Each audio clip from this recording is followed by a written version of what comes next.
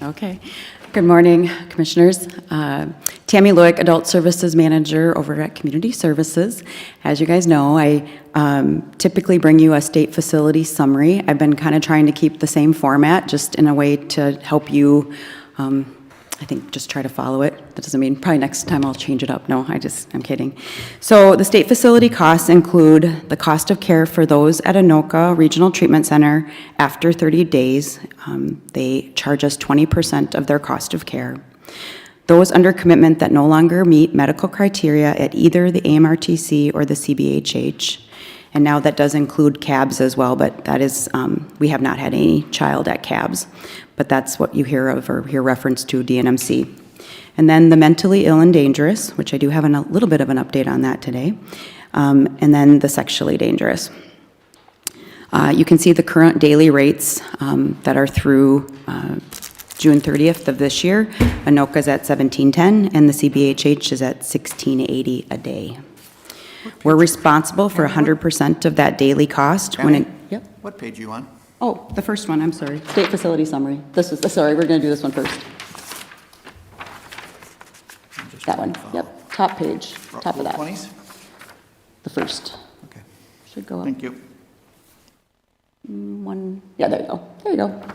Perfect, thank you. Sorry, I should have looked up. I'm just. So we are responsible for that 100% of daily cost when an individual no longer meets medical criteria. So for our first quarter of 2023, we've had 4 individuals who did not meet criteria for their hospital level of care with 18 DNMC days. We've had 1 review with the state. That's where we can say to the state, we had a placement set up and we felt that there was some issue with the discharge. We did have that happen, where we did have an individual who was at the CBHH with the discharge plan in place and the state prolonged the discharge.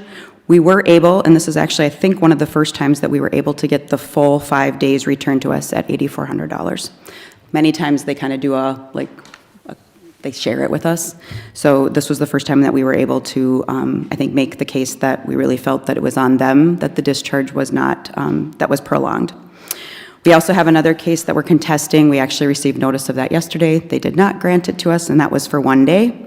And then we've, since this was established, so this is first quarter, but here in second quarter, we do have a review in, I believe, for 15 days. And the state typically has a meeting with us to discuss like why we think that, why they were prolonged it. We have to submit a written report to them, and then they usually have a meeting with us. So we had that meeting last week with Mike Willey, our transition specialist for the region, and myself, and we should be hopefully hearing on that one as well. And that was another one where we felt that there were some things that the state did that we believe prolonged that.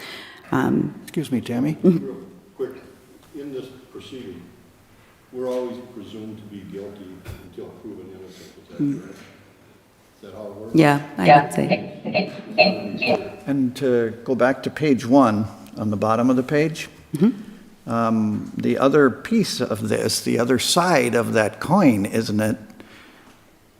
How the average time we're waiting to get into one of these facilities has significantly increased. So when the state feels that we don't meet medical criteria anymore, they charge us how much a day? Depending on which facility they're at, but $1,600 to $1,700 a day. $1,600 to $1,700 a day. So how much do we charge the state of Minnesota for the folks sitting in jail for 26.2 days on average, waiting for a state bed to open up? Yeah. Do we send them a bill? I believe I had heard that the sheriff's department or the sheriff's office was sending them a bill. I guess I haven't seen those invoices, but I know there are sheriff's departments across the state that are doing that. For some strange reason, it went unattended at the state of Minnesota. Shame on them. And so that was Tim's first page, and it's my third page, so we will get to that and talk through that as well. So the rest of this report, the first one that I was discussing, just shows you where our state facility costs are through first quarter in comparison to the last, typically we do the last, back to 2018. So if you look on both sides of that, you can kind of see we're at 18% of our budget. So any questions just in reference to that? And then I'll move on to the You can advance to that the first page, but you guys had his first page, sorry. So competency restoration and jail impact. So this has been an issue you sure have been hearing about. We've had there's a few bills in the legislation that were around competency restoration, or now it has been renamed Competency Attainment Services. There were some technical changes made to this bill and requests for the money to start sooner than later. Basically, the court was told that they needed to put together this board, and they never gave them the money to really do anything, so there was no board put together. It's my understanding that now the court is working. They took applications for this board, for the Competency Restoration Board or Competency Attainment Board. Sorry, it's going to take me a bit. And then the governor is also working on his appointments for that board. And with that, there's been some other things that have been happening because of the Rule 20s, as you can see here. How much ours have been increasing. So from 2016 being at like 23 Rule 20s in the court, we in 2022 had 55 Rule 20s. We pre-screened 18 of those last year, and 9 of those individuals were committed to the state. This is what Tim was talking about in reference to the wait times, and our current wait times for state beds for those in jail, the average is 26.2. So this bottom graph, you can just see how it's been going up. That's the total. I think it was 565 days last year. Are these folks Total. that are in pretty stable circumstances? No. They're not stable at all. Decompressing? Yes. Acting out? Yeah. What are the behaviors we see in the jail? Or they isolate, they may have increased behaviors, they might strike out at our staff, they're not getting the mental health treatment that they need. Can we give them medication? They do get some medication, but again, it's not. There's no not being forced treated. medication there. As soon as they No, get to the there's no state forced hospital, medication. will they be force medicated? Yes, they can. 26 days. Yeah. 26 days. Someone is sitting there in a mental health crisis, an acute crisis. We saw pictures yesterday of people huddled in solitary jail cells, urinating on the floor, feces on the wall. Yep. I really want to sit and have folks think about that. 26 days. And the state wants to charge us $1,400 a day because they think we won't get people out of there fast enough. Look at the chart. Mm-hmm. You're doing a very nice job of getting people out. It's criminal. I would remind people that we pay when they're stabilized. They won't give us a dime when they're decomposing and in crisis. So that's inhumane. It is inhumane. So I can forward, it sounds like last night, so right off the press, last night, it sounds like the Sheriff's Association and the County Attorneys Association, along with MAXA and MICA, there was a press conference. It does sound like, so there's been, with the 48-hour rule, there's been the side that we want them to move people in the 48 hours and not wait 26 days. And then there's been the request from the state to say that they'll move an inmate to a state facility once a bed is available, an appropriate bed. Because they're looking at it from that side of like, well, do we even have a bed? And then is that bed appropriate? And so, as an example, this last week, we had an individual who moved from our jail who had been waiting, and I'm not sure, I don't have the exact days, but well over a month, probably closer to 2 months, and was moved to our CBHH here locally. Behaviors were not, they were unable to work with the individual, and the person was transferred to the AMRTC. So again, this just goes back to the real issue being that we really don't have beds. The state does not have enough beds really to support the number of individuals that are needing this level of care.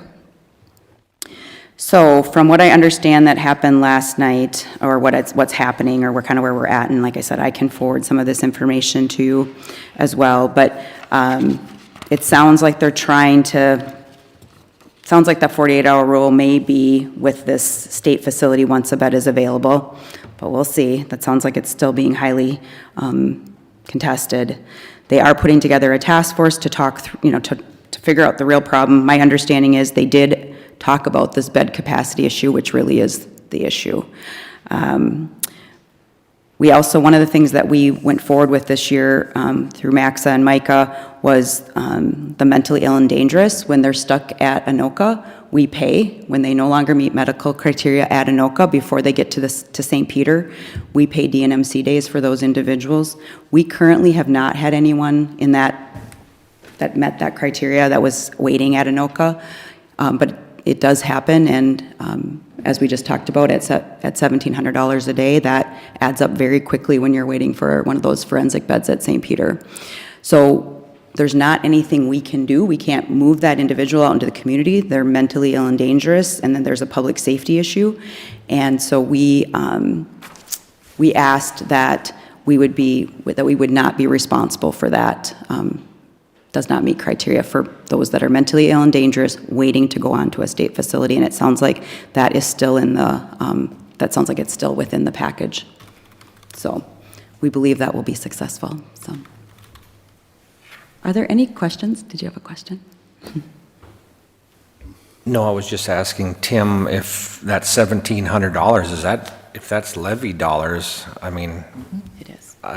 that's, you know, people ask me, well, where's my property tax dollars going? It's going to go pretty fast at $1,700 a day. Plus the cost in the jail of those 26 days.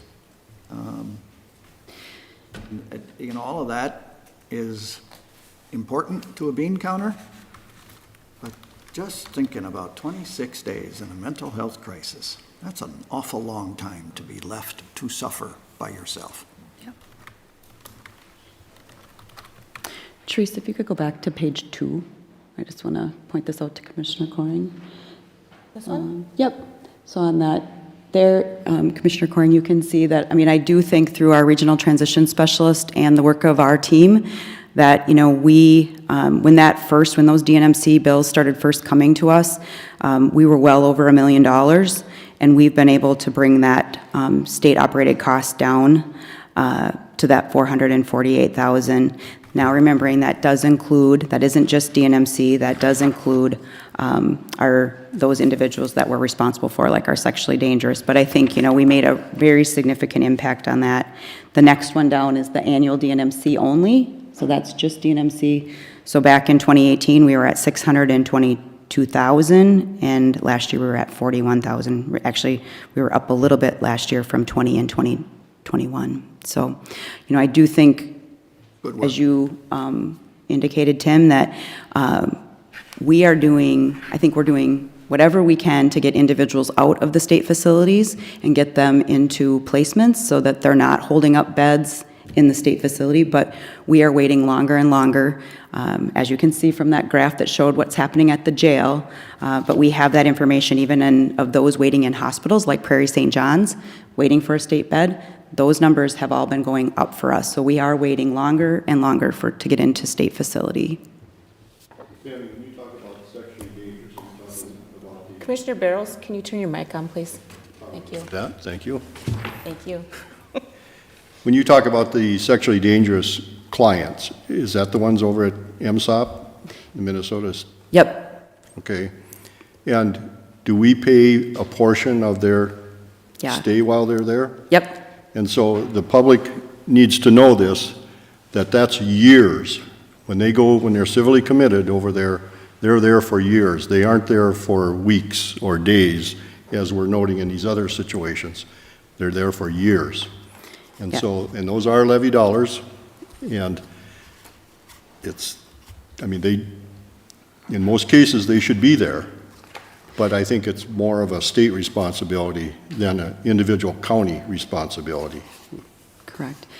Therese, can you go to the one that had the black graph? That one right there. So this is for 2023. So you can see, so we had one individual that we were paying that cost of care at Anoka, so that's that 20% cost of care after the 30 days. And then our sexually dangerous is in the next column, so you can see that for first quarter, that's just a little under 70,000. And we have 13 individuals that are currently in that program. and that they are committed. It is long-term. And it's the special review board that decides when they can be brought back out into the community. It's not us. And so that's that percentage of, that we pay for those sexually dangerous individuals. And then the mentally ill and dangerous, we will continue to have this cost. So this is not individuals that are not meeting medical criteria. These are people that are at St. Peter. We have 5 individuals currently that are mentally ill and dangerous, on a mentally ill and dangerous commitment. And that right now, about $25,000 a quarter. And again, we're paying a portion of their cost. We're not paying that full cost.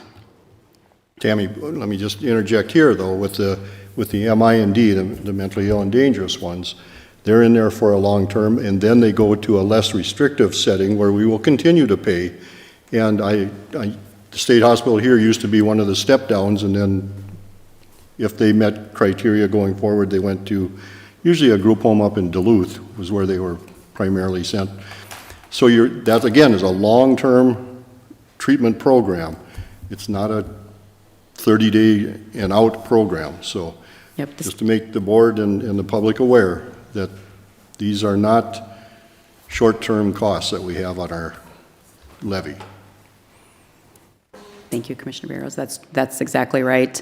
And with the mentally ill and dangerous, we case manage that. So we case manage it along with a state case manager. And right now, those 5 individuals, one of those individuals had been out in the community in a group home. Based on some actions, they were placed back at St. Peter. So that is a long process. Usually individuals are there for at least a few years before they'll even look at any kind of transition.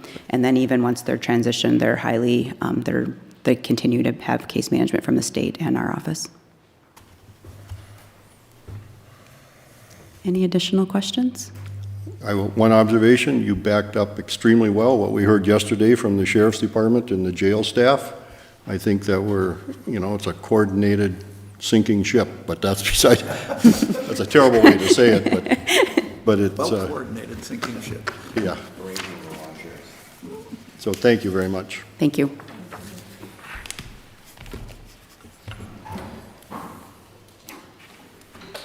Okay, next on the agenda is Gary.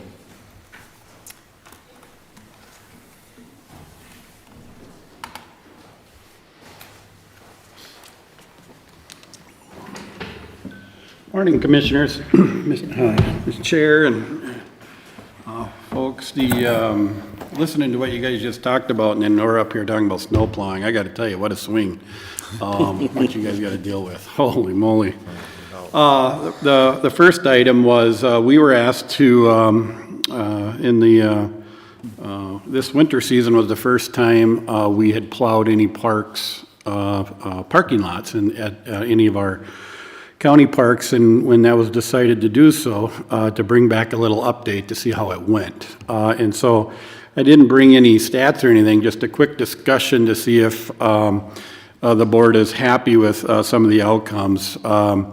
The only park we ended up, only park that we plowed out this winter was the historic fire tower park in Pequot. Milford Mine, we have a contract with the Wolford Township to plow the road there, and they, in that, they said they have no problem going down and making a turnaround in the parking lot if you're familiar where you park at Milford. And they've kept that pretty well plowed out with that contract. We went down there one time and pushed some of the snow back just a little bit. You know, we got quite a bit of snow this year. And then it was decided that not to plow the South Long Lake parking lot this year. So we didn't do any plowing there, but we do, at every park, we turn the solar or electric gates off, open them up, so if folks do want to go in there, they can still have access to the park to some extent. We plowed the fire tower park 14 times this winter. It's roughly about a half a day's of work when you think of loading up the tractor on the trailer, driving up there. It's about 2.5 to 3 hours, depending how much snow is up there, to plow the lot and then load up, come back to the building. So roughly around, we estimate about a half a day's of work when it is time to go up and plow. We don't have any written feedback. The staff that performed those duties did have 4 or 5 folks that just walked up to them and said, "This is wonderful. We really appreciate that you're keeping the parking lot open up at the fire tower." So that's what I had, was a quick update there. Just wondering if you needed anything more, any thumbs up maybe for continuing with that. We've heard nothing but good stuff. We were able to fold that in like we kind of anticipated with our winter season of activities. Looking for any discussion or feedback on the snow plowing. Gary, did you have any feedback from your staff on what they felt? Was it? Yeah, they also thought it was something that was good to do. They were able to also check a few trails when they're out and about. And so they enjoyed it, number one. And two, they believe it's an added value when they hear those comments from our customers. So I think the only thing what we were maybe looking at was, right now we just had a loader with a tractor and potentially putting a snow blower on there would make it quite a bit more efficient just to blow it out into the woods, but. So, Gary, would that be like 2 people for a half a day then, like when you do that? Just one, we just send one person. Just one person, so that'd be the cost of that one person. You did it 14 times up there at the Fire Tower Park. Yeah, basically 7 days, you could say, of pay for. And those funds come out of the money we have for the parks that is dedicated from the land sales or the lumber, or the logging sales? That is correct. Okay, so Yep. it isn't a levy dollar per se? That is correct. Yep. Okay. You know, you said Wolford Township is plowing the one for the mine? Yeah, for Milford, yeah. Is there any talk at all where Pequot, if they had time, because they have the equipment right up there, they could do that if that was something that they felt they could do also? We definitely could ask them. I know that nobody was plowing it before. I don't know that they had interest, or if they maybe had maybe they were thinking that they couldn't do it potentially because it was a county park. Just something, if it becomes, because I think that park has become quite used by Oh, yeah. the residents and the guests that show up here, and maybe it would be something that Pequot would want to be a part of, Sure. If we're doing it 14 times a year, it probably needed it more than that. And maybe if they thought they could do that. I mean, just something to think about later on down the Sure. road. I think it's a great idea, because it is a park, and they're there for 365 days a year, and that one, I think with the trails and stuff that have been put in there, I think could be used a lot more in the wintertime. And we are continuous. We were a little unsuccessful on trying to get our car counters mounted to trees in these little white boxes to keep them out of the snow, to count winter users. So we're going to continue to try to figure out a way to get better numbers, in the wintertime for who's using the parks, trails, all. Thank you. I just got a comment. I kind of sit here and chuckle because Gary said our customers. I would be willing to bet you that Crow Wing County is probably one of the very few counties that we consider the people that come here our customers. Some other counties, I think, I don't think I shouldn't be dissing on other counties, but I think we take this really seriously, the people that come to our counters and the people that go to our parks.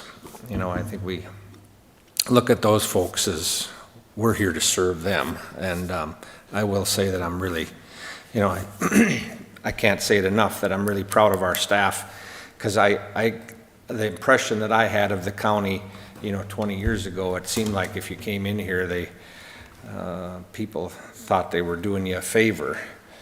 But it's not that way anymore, and I appreciate it. So, just listening to you, that kind of, it's the culture. It's the culture. Yes, we've changed the culture, John. I didn't want to say anything.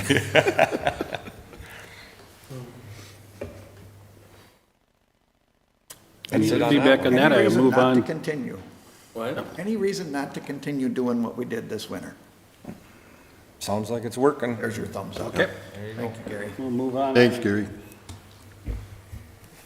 Just had a little quick discussion on, I wanted to get the, I'll wait for my microphone here. Was hoping to get the discussion going. This is kind of it's been informal up to this point, and this map is nothing but a concept. But the idea that, you know, one of the beautiful parks we have is Milford Memorial Mine Park, and potential for an expansion out there, almost doubling, a little more than doubling, potentially the size of the park and walking trails and stuff. And just basically how this somewhat came about. I know I've had conversations with Commissioner Hoag, Commissioner Barrows. Commissioner Barrows, if it's all right to talk with, is one of the things he observed was if you see kind of the yellow, I know it gets washed out in this thing here, but this is the existing park as you see it basically right here. And one of the things that he had noticed was, you know, while beautiful and it's such a tragic thing that happened there, they're kind of all these fingers just dead end, and then you got to backtrack to some of the stuff that you had already seen. And was there a better way to have more of a flow around the park? And so we took a look at what we potentially could do here, and at the same time, we kind of were looking over here. This is all tax forfeited land here that's just undeveloped. There's potential for connectors through a boardwalk here, stairs and a path here, so it wouldn't just be a dead-end finger and have to walk back. You could kind of walk through and not have to backtrack as much. One of the real interesting things is this is what we would call a pier. This would go out into the lake, and you would have a kind of a square walk around, and in the middle would be the site where it actually collapsed in the lake where it flooded the mine shaft. So you would be standing right where the collapse, you know, and we'd have some signage and some special stuff to talk about that site. If this is something that you would feel like you'd like to move forward with, that would just enhance the experience when you're at the park. This is where the parking lot is currently, and this is the pavilion we have. This was the old railroad grade that they hauled a lot of the ore out with, and one of them anyways. And when they left, this now is flooded in here, and there used to be a trestle here or a bridge, but we would propose that we could build a boardwalk to where we could start the trail, and it's high here. A smidge of a boardwalk here to get across this creek between Island Lake and Milford Lake, and then you could see we would have a nice network of a big looping trail here. This was an old railroad corridor as well, and there's some neat leftover remnants of things we would have interpretive signs at. And then potentially down here with this new trail here, you're actually overlooking this really nice pond back here. It's crazy how much beaver activity is down there. I know that there's a lot of beavers, and if you're in the highway, you maybe don't like beavers because they plug up the ditches and the culverts, right? But just a beautiful overlook. I am a little remiss because I should have had the photos on what that looks like there. But anyways, just to get the conversation going on if there's any appetite potentially to start putting together some, and we have some rough estimates on trails and stuff on if there's any interest in expanding one of our gym parks already and make it even better than what it is today. Gary, just could you expand on, just for, you know, if anybody listens or watches this meeting and the people that are paying property taxes and they're thinking that their property taxes goes to pay for this. Oh, yes. You might want to clue them in that this is not, if this was property tax dollars, I would say, this guy would say absolutely no. So you might want to explain that our timber management program.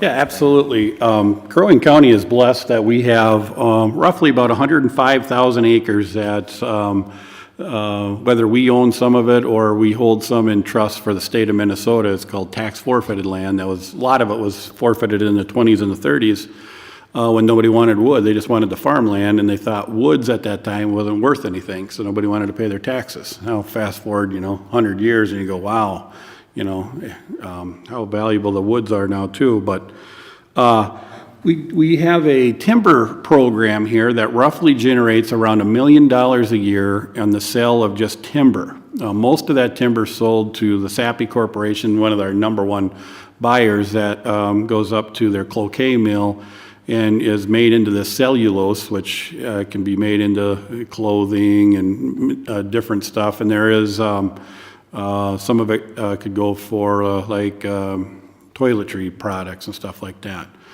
But that $1 million a year, coupled with, we also sell fragmented chunks of land around the county that we don't believe is very good for public ownership, that it would be better served in private ownership. And so we're looking to not acquire necessarily more land all the time, but just consolidate our holdings. And while we do that, we're looking to divest, and we got roughly still about 3,000 acres we think we could divest of over a period of 5, 8, 10 years. We have a strategy instead of just trying to sell it all in 1 year. And then we take that money and we pay the bills, you could say. So it's roughly, the last 4 years, we've had roughly about $2 million, $2.5 million in income. It's about $800,000 to pay all the bills, to run everything, and keep the parks up to where they are. Timber administration, so that we're not cutting our trees too fast or too close to water, or whatever we need to protect our natural resources. That includes all the water that we have up here. And then the rest of it, this is where you probably wanted me to get to, is just here, I think 2 county boards ago, was the tax forfeited apportionment. So annually, the county board decides what they want to do with the apportionment. And by statute, so much percent can go here, here, here. But basically, roughly about 40% of that goes back to cities, schools, and townships. So roughly about $1 million was apportioned. Some of that goes to our capital improvements fund, about $400,000. A little bit hits our general fund that goes into there. A little goes into our parks fund, and then the rest goes to your schools, cities, and townships where the land was sold or the timber was harvested. We've been doing that for quite a long time. It's been the last 5 years we've had record-breaking years because of how much land we were able to sell, and the price of land has really skyrocketed too. So some of that's out of our control. We're just following what's going on, but we've had, I wouldn't say a windfall, but we've had a very good performance when it came to income, offering these types of program at no cost to the property tax payer here in the county, which is a blessing. Because I worked at a county for 8 years, and there was no department like this. There was no offset. It was levy, levy, levy, and that's what you talked about almost every day. So hopefully, I know that was kind of a long-winded answer, but That was long-winded, yes. I'm sorry. No, that was good, Gary. That's what I was looking for. Because I think that it's good for people to know that we're really investing those dollars back in to our great county here. And I've said this before, I never was a fan of county parks. And then when we started doing the counting, there's a counter to see how many people use these parks. And when I started living down by Lower South Long Lake, and I see the amount of people that in the summertime that are at this park, I can't believe how many people that utilize it. And so people love it. yeah. Madam Chair, if there is any interest in pursuing this, I think our next steps would be putting together some kind of a public outreach plan, starting to hang some financial stuff onto an estimate for you to consider so that we can shop this around in the neighborhood, see if we're going to have any issues. I think probably not. This is property we already own. We have a demonstrated park capacity in the neighborhood, so I think people are familiar with us there. Yep. So I don't expect to have this, similar opposition that we might sometimes see, but you never know. So it seems to me that we can, if this is a concept, and so do you want us to pursue it or do you want us to drop it? I'd like to go forward. How about the rest of you? Well, it's Commissioner Hoag's district. Yeah, yes. I guess I defer to him, but if he wants to do it, I'm all in favor of it. Yeah, I guess I'd like to see us go to the next phase of gathering some costs and whatnot. I think it'd be a great improvement to the park that's already good, but we can make it better, so, yeah, I'd like to move forward with gathering some of the information. So on the map up here, which one is the Barrows Trail? That would be right here. Is it a dead-end trail, or? It's a dead end, that's for sure. It parallels. I'm sorry, I can't help myself. Yeah. I know you can't. I actually turned around. And I pulled it up, so. Trees pointed it out. It's funny. Okay. Do you have what you need for today? I do. Thank you. Cool. Thank you, very Gary. much. Thank you very much. Commissioner Hoag, do you have your mic on? No, I don't. Could you please turn it on? Should he turn that on? Dang. I know, I'm getting a lot of complaints. Okay. That'll be interesting. Morning, Joe. Good morning, Madam Chair, Commissioners. Tim and Therese. Today I bring forward before you vehicle and equipment adds to different departments. What we're looking for here is, over the past few years, some vehicles and equipment have been added to different departments without board authorization. What I'm in front of you today is to find out if you will authorize that and to see if that is allowed with these requests. There's different items here. Each department has their own reasoning why they want to have their vehicles or equipment added. So we'll go through each one individually so you can comment and make requests on it. First up is going to be the facilities department fleet. This one has 3 different vehicles that they are requesting to keep in their fleet. Some of this extended back from COVID. One vehicle was added for back then to keep vehicle or employees separated at that time frame.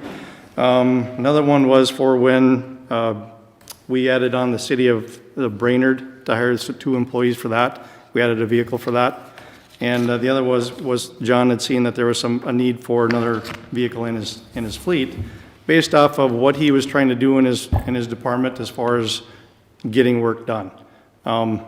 Seeing that he needed people go different avenues or different routes to complete what he's trying to do on a daily basis. And there's a breakdown or a comment that John had put in here as far as what his needs were for those vehicles. And I included a breakdown of what those vehicles are currently costing us. Each one of these 3 is a repurposed vehicle from a different department. These were not new vehicles that were bought and put into his fleet. These were repurposed that were leaving the fleet that we added into his department. So I did include some costs in there of what those vehicles are currently costing us to maintain. Any questions on his vehicle request? So, there's currently 3 in there, right? Currently have 3 in use right now, yes. And you're asking for a 4th, is that? No, let me try to give the background here. Yep. Let's say we have 20 cars in our fleet. Those 20 cars are going to turn over. And so what do you do with the cast-off? Well, you trade it in on the next model, or you repurpose it somewhere else. I think when we got into managing the fleet, it's a relatively new thing that we're doing. And I think in the translation there, I think what got lost is, I wasn't clear enough with Joe about the fact that the size of the fleet can't expand without the board's approval. 20 vehicles. How many vehicles do we have? And I think during COVID and for a variety of other reasons, we were taking our repurposed vehicles and giving them to other departments to use. So the size of the fleet went from 20 to 30. There is a different cost for a fleet size of 30 than there is for a fleet size of 20. I need to make sure that it got properly authorized. And so I asked Joe to put together an analysis of which of the fleet vehicles had previously gotten board authorization, which got repurposed through, we had to establish a good process here. This is what this good process is looking like is, we're gonna manage the size of the fleet. So this is cleanup. Do you want to keep these vehicles? This is not a request for any new vehicles. Okay. This is a request to allow them to continue to use repurposed vehicles, understanding it will increase the size of the fleet.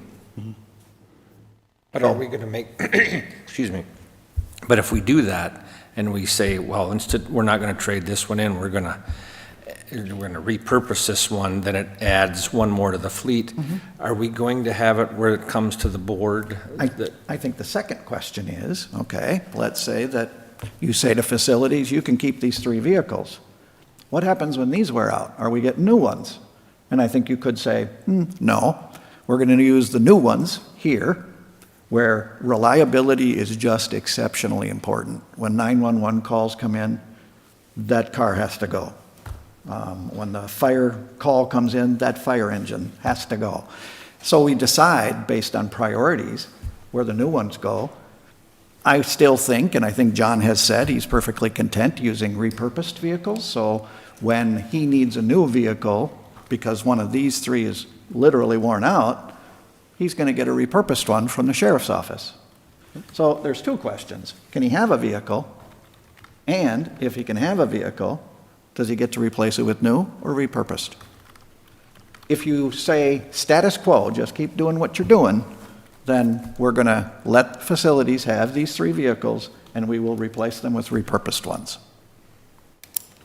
So really what we're looking at here today is just answering the question, do we want to increase that fleet to X, whatever that, all these requests are that are being presented? This is the house cleaning. And from that point on, that's what we'll manage. And any change, to Commissioner Coring's point, will come to us for Correct. authorization. Correct. That is the system we want to set in place, that we manage the size of the fleet, and any additions to the fleet, however that happens, are board approved. It's kind of like, I don't know, what committee was it, Rosemary, when it was just me and you, or you and I, and somebody came and wanted a take-home vehicle for somebody, and we said, I'm not going to say which department, but we said no. I remember. Okay. And So it's kind of, I want to make sure that, Okay. that those I understand. size and scope of government questions are your questions. That's all. Tim, one of these says added when we hired City of Brainerd employees. What's that about?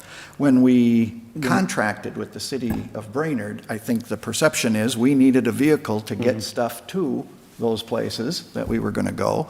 And so we repurposed a vehicle from the fleet for that use. Yes. When we took over the maintenance of the 4 facilities Yeah, for but- Brainerd, we needed another vehicle because we had to service 4 more facilities. But we didn't hire We did hire an FTE, just one? just one. Oh, okay. And it was still a break-even, A it was, Brainerd employee? Pardon me? It was a Brainerd employee that we hired? No, it was not. Okay, well, that's what this said. Oh, my mistake on that. when we took on the contract, I Took on think the is what contract. that means. It's not. Okay. I apologize for that, Madam Chair.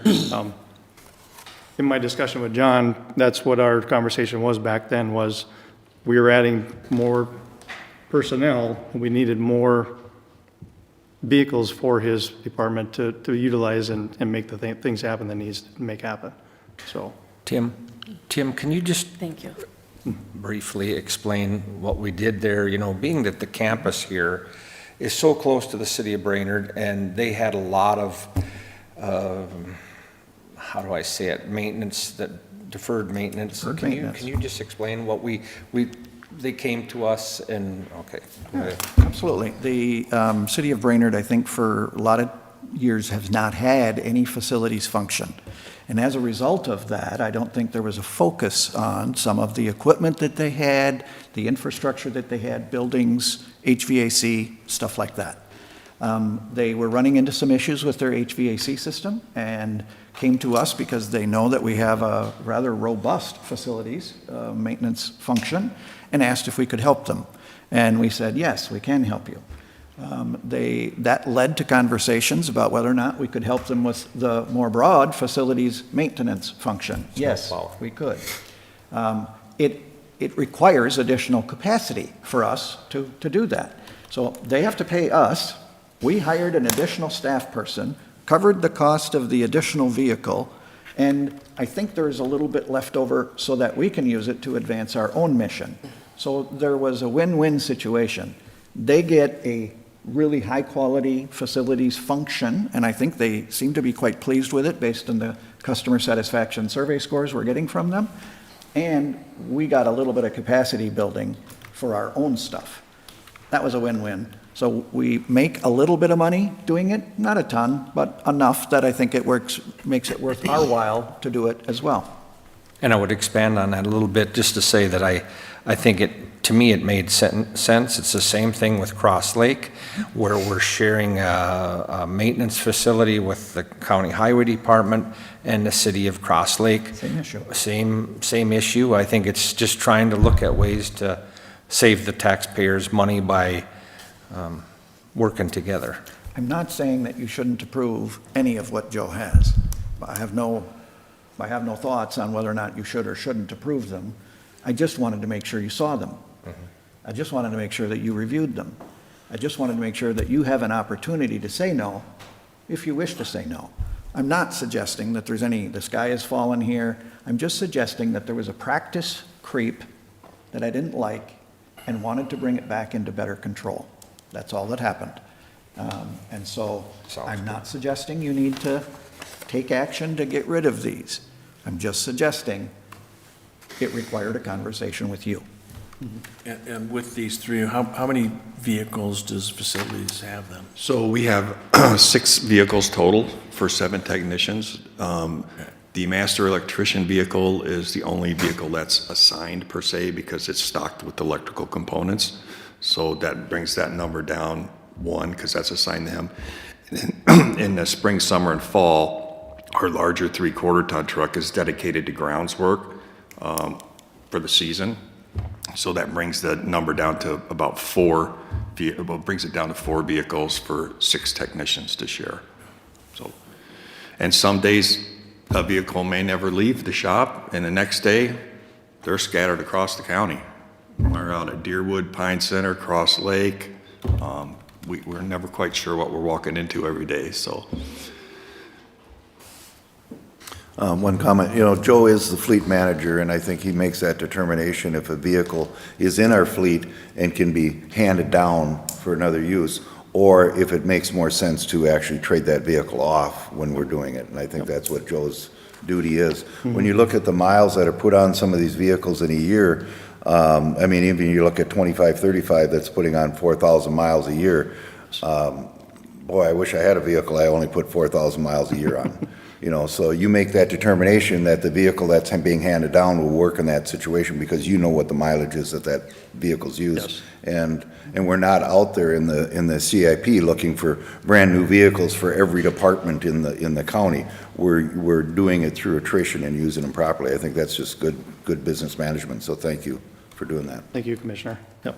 We have mileage standards for our newer vehicles. We don't apply those mileage standards to the repurposed ones because they're largely used up, and these uses are not particularly intensive. Right. But if you got a technician that's got to go to Deerwood to do something on the shop, this is how we get them there. What you basically have is the 3 in facilities. You have 1 for the engineering department at the highway department. You have 4 trailers for the sheriff's department, 1 for IT, A couple of other ones those are Polaris Ranger and a trailer for the highway engineering staff. Those are the ones that creeped.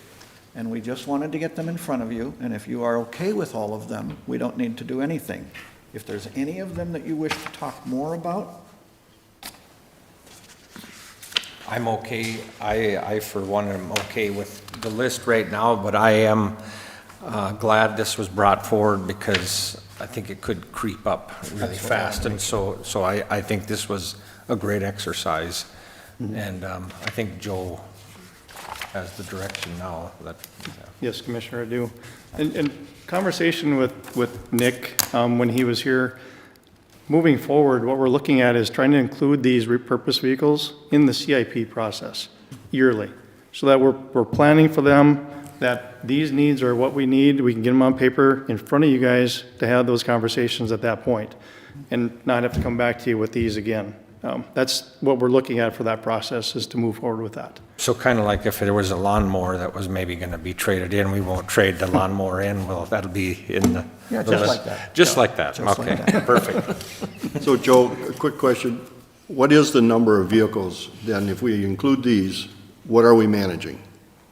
A lot. I did not bring the total number to you today. So at some point, will you bring that? I can or get at that least for you. Send me a Yep, text message I or can something. I'll let me send it know. to everyone. as you can imagine, it's a fairly extensive fleet Right. with squad cars, with highway department vehicles, snow plows are, It we isn't count. 20. No, No. it's not 20. We're roughly over 300 pieces of equipment, vehicles and equipment. But that is including chainsaws that I have on my list, weed whips, that kind of thing too. Okay, I'm more interested in just the vehicles. Vehicles and equipment, or Because just vehicles. we need to know what our number is, Yep, so that creep doesn't happen. yep. I figure it this way, Joe manages everything with a wheel for everyone. He also manages the other equipment for the highway department, like a chainsaw. He doesn't manage chainsaws for everyone. No. Just the highway department, but if it's got a wheel on it, he's managing it for everyone. Good deal. Thank you. I think we have the answers to our Right. questions. Thank you, Commissioners. Thank you. Tim?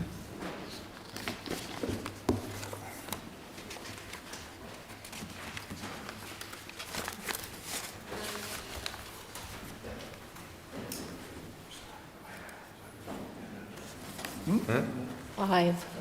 I have 5 minutes. Those of you Actually, who I know me think we're ahead of know that schedule. I can do absolutely nothing in 5 minutes. But Camp Ripley is scheduled at 10:30. oh, 10:30. Okay, so Actually, you aren't even supposed to be up that's yet. good. I could be here for a couple hours. But. Yeah, we Back to your know. previous conversation, my buddies used to call it cylinder count. So how many, if you have Oh, yeah, a cylinder, yeah. like a car has 8 cylinders, Go that kind shoot of your stuff. So Joe's cylinder count is very high right now. Cylinder manages. index, Joe Shushare. Just pass it to- Madam Chair and Commissioners, I've coming before you again to talk about our Cross Lake project. It's been going on since 2017 probably. We've been talking about some improvements. We together went after some grant dollars with the city of Cross Lake. We were successful in receiving $1.5 million. And then we went about the busy work of trying to develop a project that's in alignment with those 2 grants. So we've been working with a consultant since about August, September of last year, Bolton Mink. And we're getting to the point where we need to have some important milestone decisions made because it can alter the course of the project. Particularly, I'm talking about the intersection configuration at the intersection of CASA 3 and CASA 66, right at the Corps of Engineer Campground in Cross Lake. And then also some pedestrian option that has the impact on storm sewer and the loss of parking and a lot more engineering involved with that. So I'm looking for a decision on those 2 things, and then we will set the direction for a consultant to actually do the final design. As you may be aware, one of our goals was to make sure that this facility was in place before the new attraction in Cross Lake. It's the Loon Center, where there's expected to be more pedestrians and more traffic utilizing these areas. And so normally, we develop projects over the course of 5 years. We use a 5-year plan, we start talking about it, we start putting the money aside. But because of the grants and the timing when they came in, and then also some of the final decisions associated with the new attraction up there, we're on a fast track.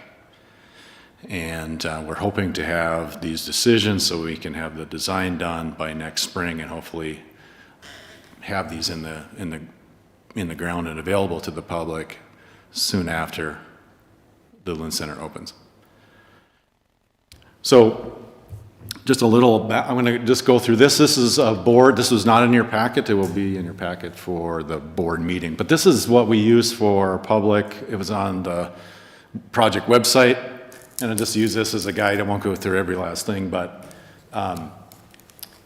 we had a public open house on November 29th, 2022, where we engaged the public. We were really talking about the intersection configuration.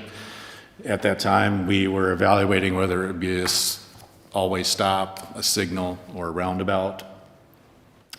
And we went to that public meeting after doing some traffic analysis, and the recommendation was from the traffic engineer professional with our consultant was that a roundabout was the best in terms of traffic and pedestrian safety.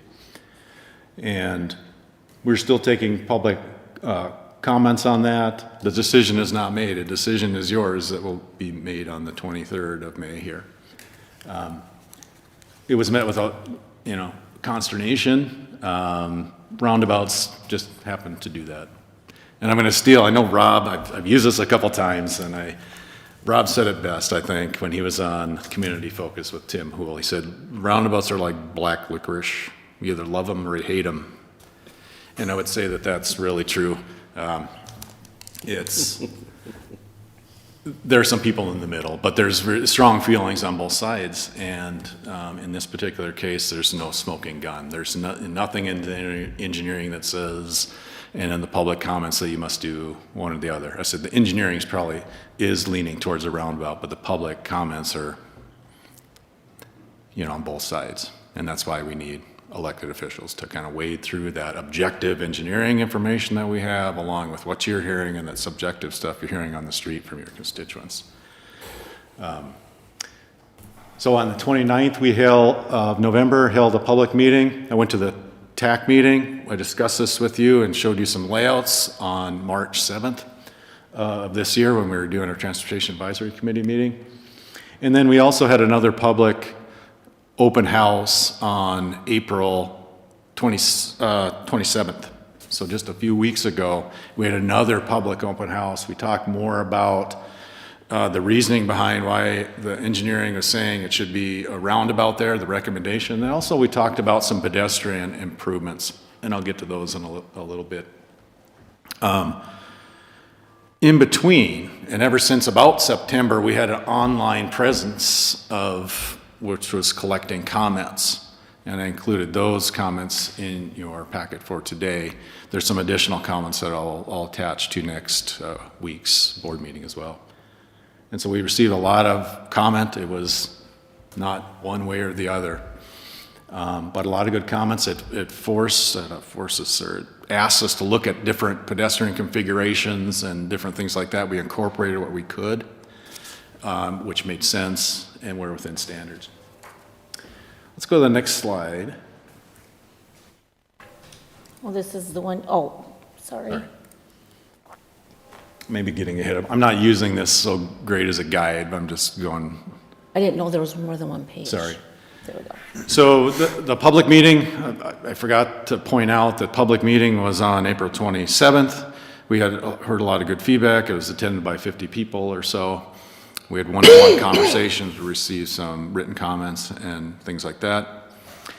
And then also on May 8th, so just last Monday, the city council, having attended and being asked to attend the public open house, and then also a meeting the morning of, The City Council of Cross Lake was asked to adopt a resolution, a very similar resolution that you will consider on the 23rd, to establish their preferred alternative for the intersection and then also preferred alternative for some pedestrian options.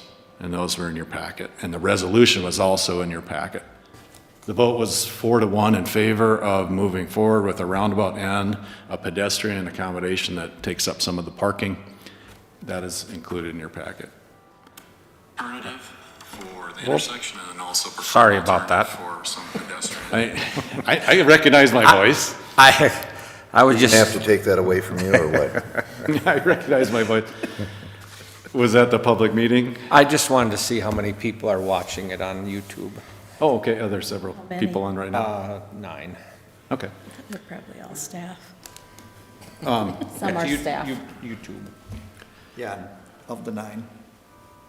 Some might be staff. So here's some of the popular feedback that we heard. This was posted on our website, and some answers to some frequently asked questions and things like that. Next slide.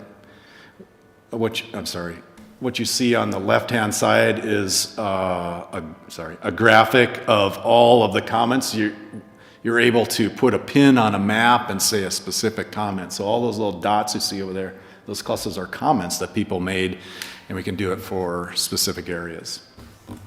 All right, next slide. It outlines some existing conditions and why we're there, and some of the areas of water quality. Next slide. And then here's where we talked about each of the intersection configurations, or just high-level summaries of what we heard and some of what people liked and didn't like about each of those options. This open house in November is attended by 80 folks. I think it was more in tune with 100 because we had some online presence and online attendees also. So Tim, a roundabout isn't the only option considered. I mean, No. you've got other options there. No, we looked at a four-way stop and a signal and looked at some of the traffic implications with that. We even had another alternative that was brought forward by a resident of Cross Lake that incorporated a four-way stop with what we would call a two-stage crossing. So a median, you cross half of the road, sit in the median and wait for the next half. Okay. We evaluated that too. It's very similar in terms of traffic and pedestrian safety as the four-way stop you see there. Next slide. And here was that comparison. This is some of the graphics that we showed at the open houses comparing these options. One of the things to note about a roundabout, I know that's very small print, is that there's less conflict points between vehicles and pedestrians. So if you think about 32 conflict points where vehicles can run into each other, or a conflict with pedestrians crossing the road, down to 8 at a roundabout. And that's why they're deemed to be safe. There's less points where vehicles and pedestrians can run into each other. And driver speed, of course, and a few other options there. One of the things that we really were talking about with the public is kind of understanding how a roundabout is safer for pedestrians. One of them, as I just mentioned, is that there's less conflict points. The other is a shorter distance to cross. Currently at that location, there's a right turn lane, there's a through lane, there's a left turn lane, another through lane, and another right turn lane. It's about 60 feet to cross.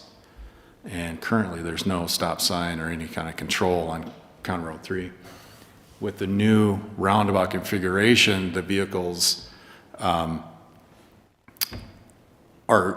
moving, but they're required to stop for pedestrians just like they would in any other circumstance. But the pedestrian only has to cross about 13 or 14 feet before they can get to a center median, have refuge, and then make another 14 feet to get to the other side. Tim, can I ask a question? So is the design, if the design is completed, is there 2 lanes inside the roundabout, or is it just 1 lane like at Beaver Dam? 1 lane. 1 lane? 1 lane, and there's a couple around the Brainerd Baxter area that are two-lane, and they have just as much capacity. They actually handle traffic better, single lanes, and are actually, the safety figures are actually a little bit better because you have less, think about two trying to go around each other. There's more conflicts with a dual lane roundabout. So these are singles, single lane, Singles? single lane. Oh, no kidding, okay. And there's some other statistics in there and kind of the reasoning behind the recommendation to go with a roundabout. Next slide.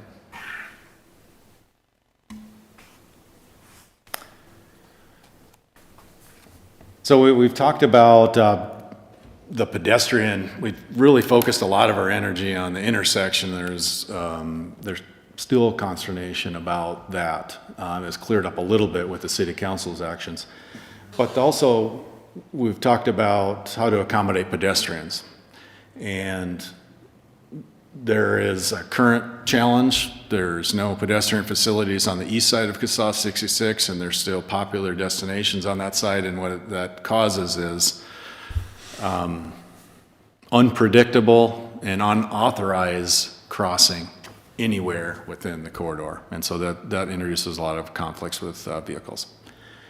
And so the earliest attempt to get funding was to build this pedestrian facility. It was only later that an opportunity presented itself for the roundabout. So what you see, let's see, in your packet, there's no easy transition here, but what you see in your packet is a full build out of the pedestrian corridors along County Road 3 here, and along the CASA 66 corridor. And early on, we asked the city of Cross Lake if it was okay to look at options that consume the parking lane, because there's a 10-foot parking lane there that is seldom parked in several areas. But we asked to see if we could do that so we could possibly minimize impacts to private properties on the east side. The intent initially was to just put it behind the curb, but we don't have enough right-of-way, so we would be impacting popular businesses and things like that. So we proposed to utilize the 10-foot parking lane so we could stay within our right-of-way. It narrows the road. It accomplishes a key project goal to calm the traffic, slow down the traffic, make them uncomfortable because they're restricted. And so that's one of the options. The other option was to just put it behind the curb and impact those properties. There's a vast cost difference between the two. So it talks about the difference between these two is concept A does not utilize the parking and leaves the curb and gutter lines the same and the flow lines and those kind of things the same. And concept B consumes that parking. And what that does is it moves the catch basins and the gutter line towards the current center of the road. And that increases the cost of the project because we're essentially reconstructing the roadway. That's not something we intended to do when we first embarked on this, but the infrastructure under there is 50 years old, and it makes sense to take this opportunity as long as you're basically redoing everything on top underneath it. Any questions so far? Next slide. So here are some of those differences between the pedestrian concepts. Again, concept A, this is really small, but concept The A, slide you sent, is that the same thing, the concept A? Do you want to, I'll just pull it up. Is it this one? Oh, yeah, that's a little. there you go. Okay, so this one's concept A. Yeah, concept A is, here's the 10-foot parking lane. This is a right turn lane that we're going to utilize anyway. Here's a 10-foot parking lane and the proposed sidewalk. This is along 66 to So just Tim, put it behind the curb. Which direction? I'm sorry, we're looking north. We're looking north. If you are right, just a little bit north of Holiday Gas Station store. Okay. This is where this is, looking north towards, if you're familiar, Grand Champion Meats is over here. The And brand we're- new school is right here. And we're past the roundabout. The roundabout it would be behind us. Correct, that's Okay, correct. I see. Thank you. So this is concept A, pedestrian concept A with keeping the 10-foot parking lane and the sidewalk behind that. And then the next one, which is concept B. Therese, excellent job. This is where that parking lane is consumed. Now there's a boulevard and the sidewalk there's some separation and green space. What that does, just going back to the other one, the catch basin used to be here. The water would flow in the gutter to a storm sewer facility here, and then flow underground to its final destination. In this concept, we have to basically replumb it to make sure that the storm sewer is in the new gutter line. So that increases the cost of the project. We've also, on both concepts, we introduced concepts like this, bump outs, again, in working with pedestrian safety, cutting the distance that a pedestrian would have to cross traffic. And we have incorporated those in a couple different areas. We also use the RRFBs. These are the flasher systems that are right outside this building if you go to the Judicial Center. That's the same thing we're going to utilize on a couple areas of the corridor. Okay, back to the other slide. Any questions on that? Tim, which one did of the two options, option A and B or 1 and 2, did the council, did they vote on which option did they vote on? Yes, the resolution is in your packet. It talks specifically about their preference for option B. Which is the one with the boulevard or The one with the boulevard and one that would actually cost the county more money. And that's a better job of stormwater? Yes. So And a one of better the job three, of- one of the three pillars or one of the three main objectives were pedestrian safety, vehicle safety, and water quality. If we're able to replumb the area and start over from up by Bald Eagle Trail, which is a few blocks up the road, and start directing water maybe in different directions, we're still working through that, or to different collection systems so they can settle out the bad stuff or the pollutants in the water settle out, we'll have a better ability to address water quality. And that is something that started in Cross Lake, protecting the stormwater all the way up at Trout, when there was Yes. some stuff done at Trout. And now with the project done last year on Yes. that northern part there, that 66, where they brought in sewer and stuff, they did a lot of other things also there to protect the water runoff into the lake. So this is just phase 3 of that. It is. And there's a long history. Even Manhattan Beach, the city of Manhattan Beach and WAPO is involved with some of the ones northerly on the corridor. So there's been a concerted effort by those two communities to address water quality. These two projects, including the roundabout, the components, and consumption of the boulevard, being able to redo storm sewer and redirect it if need be, is in line with that long history. Okay, thank you. And here's, it's really small. Again, these are available online. Different options and comparisons of pedestrian safety, traffic calming, snow storage we'll have a boulevard to put snow on and things like that. Okay? And then I think this is the last slide of this one is, so the open house was a couple of weeks ago, the city of Cross Lake on May 8th. Now I'm right here. May 8th, they voted 4-1 in favor of the roundabout and also the option B, which puts this project into a reconstruct and it costs the county more money. We're at the work session today. And then next week on Tuesday, I will present for your consideration a similar resolution that was in your packet. I maybe even included a draft in this packet. But it's very similar to what the city council adopted. And it's essentially, oh, there it is, yep. And I go through a lot of whereases, kind of set up the history there, and then talk about adopting the intersection improvement with the roundabout as the preferred alternative, and then also option B as the preferred alternative for the pedestrians.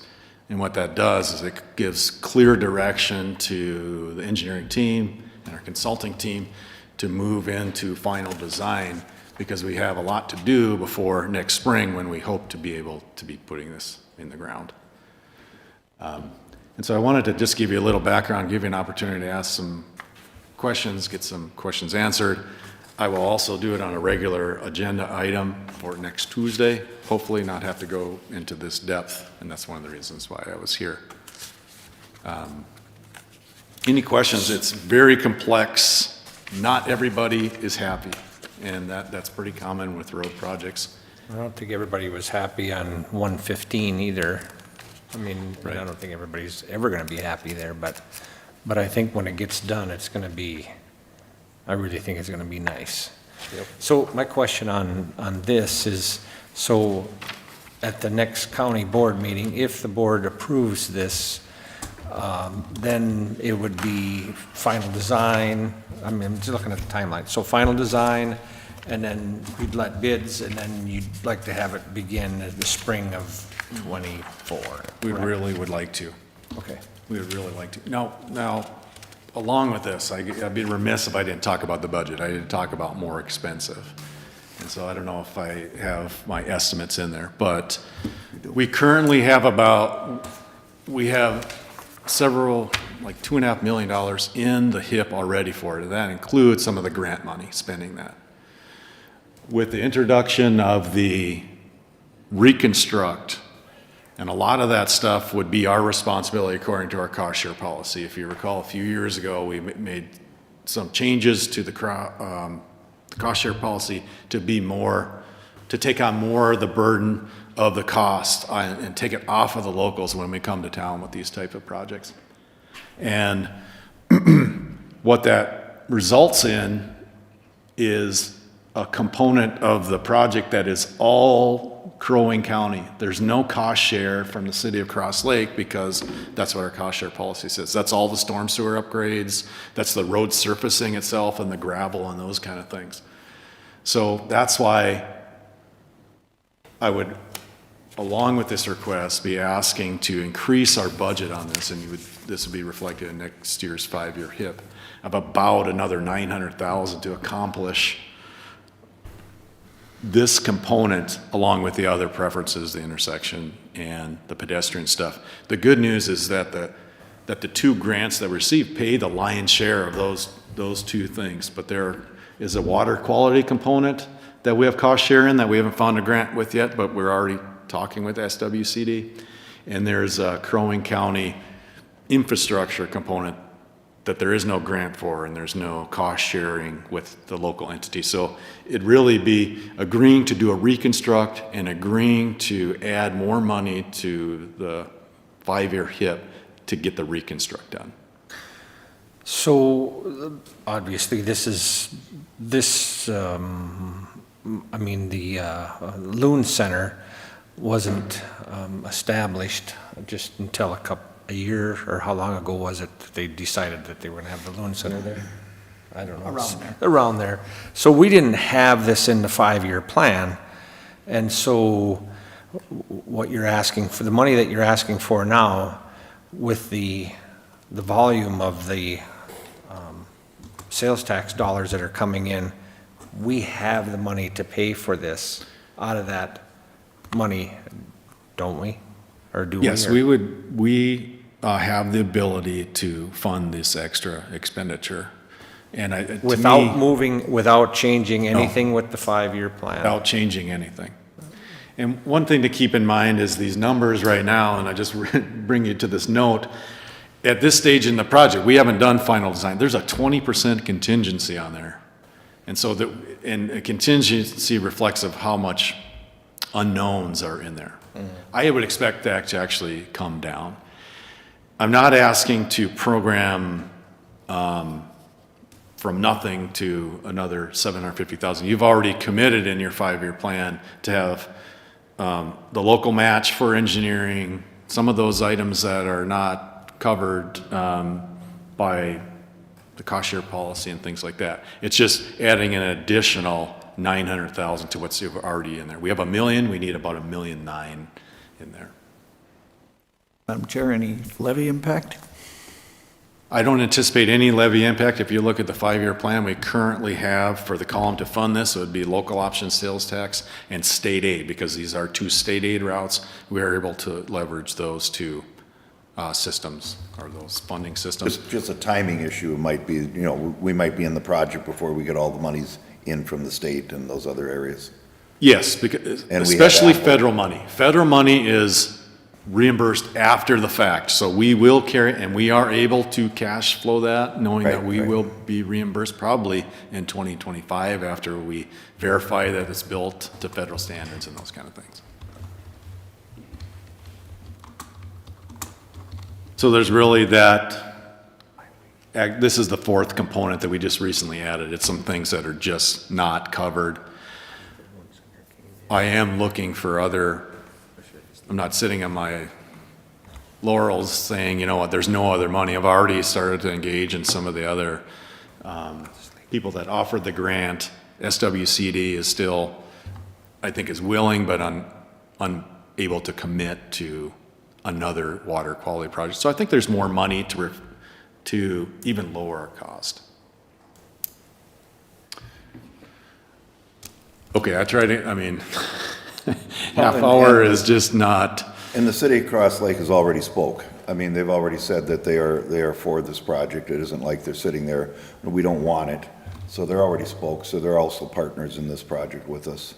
Absolutely, and there's a cost share that they will also provide, and that's down in this column, down in this area. Do you see any issues or objections with Tim bringing this forward to the next county board meeting for your consideration of the resolution? I do not. Commissioner Lupke? I do not. I'll have something to say after everybody else is done, if you don't mind. Or do you want me to say it I now? usually get the last word. I know, I'll wait for you to get the last word. No, if you want. So when I came on as county commissioner, this is something that I didn't really know much about until I walked in the door on the 29th. And I was one who's looked at roundabouts, who's learned to work with roundabouts, but I was listening to what Cross Lake said and what their stakeholders have said. When we started that, there was a lot of people there were some people right there ready for it. I seen some nice letters. I had some people call me and said, Ben, this would be the greatest thing in the world. We also had a lot of people that were out there that you would consider undecided or were opponents against it, any change at all. Because of the work that Tim has done, the work that the city has done, the work of getting all the stakeholders involved, including the Cross Lakers involved, to see what that is. We have taken a lot of those ones that were undecided, and they're on the side of, as it shows with the vote of the city of Cross Lake, they're on the side of Ford. We still have some opponents out there that are definitely against it, and they've been very, very vocal, but also very, very civil in their discussions with us, and I have to appreciate that. But we end up making that decision. I appreciate Commissioner Barrows for showing up, I think, at the last one we had up there, and I think it went really well. It is a tough decision to make, but it is ours to make, and right now I am for that for those same reasons, definitely for the reasons that the stakeholders are for it in the area, the majority of the stakeholders, the majority of the pedestrian safety that will be derived from this is very important to that area. And then the other thing, the overlying thing, is protecting the waters. I don't think there's another way that we can do it up in that area with expending money and not doing those other items. And I think at the end of the day, we will have a really neat project there. And I think it'll give Cross Lake a really good chance to have a formal entrance to their city. So I'm definitely for it. And that's all I had to say. And you may have the last word there, Commissioner. I don't. I think I've kind of run out of things to say, believe it or not. Well, probably not. I doubt it. I don't believe that. Oh my God. Just one last thing. I've been trying to be very careful about giving the public their voice and not just letting those in that want it. There's a lot of opposing views. I would just, and this would be up for your consideration, Madam Chair, that allowing people, if they come to the county board meeting next week, to allow them to voice that, continue to voice their opinion and take on that information. I know that there's some people that are preparing to come, and so I would encourage you to let them speak and hear that information as well. I did hear from somebody yesterday who was adamantly opposed to this, and I listened, and I'm certainly going to continue to listen from now until the board meeting. But I you know, after almost 11 years here, I can remember, I don't know how many years ago, it was probably 8 or 9 years ago when we were ready to do Ojibwe, and there was such pushback from the folks there that we walked away from it for many, many years, until I remember Steve Esser and some other folks that live on the road and just came here and they said, you know what, not everybody's opposed to it. And they came forward, and then we started the conversation again, and now here we are, we're fixing that road. And I will guarantee you that once that road, that Nashway and Ojibwe is done, I think people are gonna go, wow, this is great, because I think it's long overdue. Just to let people know that we do listen, and we try to, and I think you bend over backwards to try to accommodate, at least on that project, for sure, on Ojibwe. You really worked hard with the landowners along the way, so I'm going to continue. Obviously, I haven't made up my mind yet, but I want to move this forward to the board meeting, and if anybody wants to call me or comment, my ears are wide open, so we'll make a decision at the county board meeting next Tuesday. Yeah, that's super important. I mean, I can say all the objective and statistics and things like that, and it's really your job to weigh that along with the subjective stuff that you may hear from the public. And so that's really important. That's how the team works, I think. So I'm looking forward to next Tuesday. And if you need any other information that you want in the board packet, let me know. I do have some other things that would be everything that you have in the board packet and more, just to try to, we're hoping to finalize it so we can move into final design. Any other questions? No, thank you. Thank you.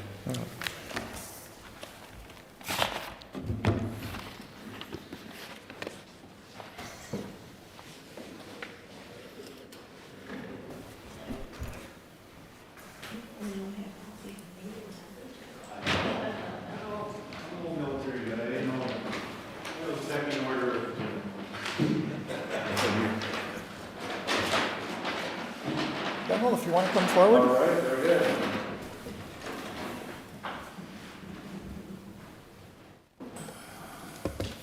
Has your rank changed since the last time you were here? No, they didn't fire me or anything, I so, thought it was colonel last time. well, I, was promoted in 2017, Oh, so. okay.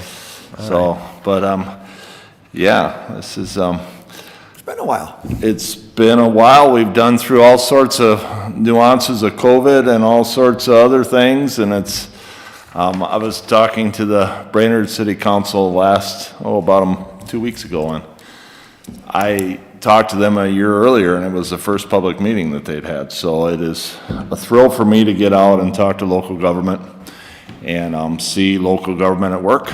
And truly, I want to take an opportunity to thank all of you for having served on a township board in South Dakota where you had to bring your replacement to get off the board. I'm super thrilled to see local government at work, and more importantly, to come and give you an upbrief about our annual brief about Camp Ripley. So if you're ready, I'm ready to start. So good morning. I'm Brigadier General Lowell Cruz. I'm the senior commander at Camp Ripley. I've had that privilege of being on the installation as a Brigadier General and Assistant Adjutant General since 2017. So this year is the completion of my 6th year, and this is kind of my swan song summer. So I'll be leaving the installation in June on the full-time side, and will be replaced with a colonel that lives up here in the Baxter area by the name of Troy Fink. So Troy will be here hopefully next summer or next spring to give you the Camp Ripley update at that point. So, but for me, if we could go to the next slide, please. You know, like every organization, we spend a lot of time trying to understand our culture and our values and putting that into what the Army talks about, it being a mission statement, which allows us to stay focused on those values. And so this is the mission statement for Camp Ripley. Camp Ripley exists to train your nation's military for your nation's worst day. It exists to help be a location for your National Guard and your state agencies that respond to emergencies across the state to train for some of our state's worst days. And then truly the most important piece that we're talking about today is the third leg of that stool, which is to be the best community partner we can be and to, you know, have positive community relationships. And so I'm here hoping to continue to build some of those relationships that we value in the Crow Wing County area. And so that's the purpose of this outreach. So next slide. So the next three slides talk about some of the leadership in the Minnesota Guard. I just think it's important for you as citizens to understand who is in your Minnesota Guard and what they do. So my boss is Major General Sean Mankey. General Mankey's been in place since August of 2020 as the Adjutant General. And he is supported this year by a new senior enlisted leader who comes to us from Duluth. So Command Master Chief Lisa Erickson is a Air National Guard NCO, and we're excited to have her be our senior NCO in the Minnesota National Guard. Next slide, please. And then Minnesota's home to a division headquarters in the National Guard. There's 8 division headquarters, and we have the number 1 division headquarters in the nation in the National Guard, and that's the 34th Infantry Division, the storied Red Bulls, led by Major General Charles Kemper. And Charles is in his second year as the division commander, and he replaced his command sergeant major as well with a new leader, and that is Matt Erickson. Matt worked for me for the first 3 years that I was the senior commander as Camp Ripley, as the Camp Ripley command sergeant major. So Matt brings a lot of experience of what's going on here in the central Minnesota, the division headquarters as well. Next slide, please. And then finally, this slide is the local team, headed by me as the senior commander, the Assistant Adjutant General Army for General Mankey. I'm supported by a garrison commander, and the picture here is Bryce Erickson. Colonel Troy Fink's going to replace Bryce here in June. So we'll have a new garrison commander, and Troy will take over the full-time responsibilities Monday through Friday in managing the installation as well. We're both supported by a command sergeant major who's new as well. His name is Ryan Hosted. Ryan is a native from Royalton. He's been commuting to the Twin Cities for probably 10 years, so his commute changed a lot here this last month. I will tell you, my commute's probably shorter than his, but not by much. So we're excited to have Ryan on board. And he brings a lot of common sense and leadership to the installation as well. Next slide, please. So bottom line up front in our annual briefing, we'd love to talk about the economic impact that we feel Camp Ripley brings to your community. As the largest employer of Morrison County, and we see an annual economic impact about $75 million. Obviously, a large portion of that is wages that come through the Camp Ripley, either full-time team or the National Guard soldiers training there. The next big piece is construction projects. This year is about $9 million on average. That construction's anywhere between 10 to 15 million, and 15 million being our average. We're down right now on some construction projects, but we're planning to start some very large projects here this summer, which we'll talk about in the future slides. So you'll see some more construction money flowing back into Camp Ripley. And then finally, another line I'd like to talk about is the ACUB program. This last year, we garnered about $1.7 million of federal funds into that ACUB program. And this coming year, we're being told we'll see about an equal amount there as well. So that's kind of exciting for us as we continue to expand those easements around Camp Ripley to protect it. Next slide.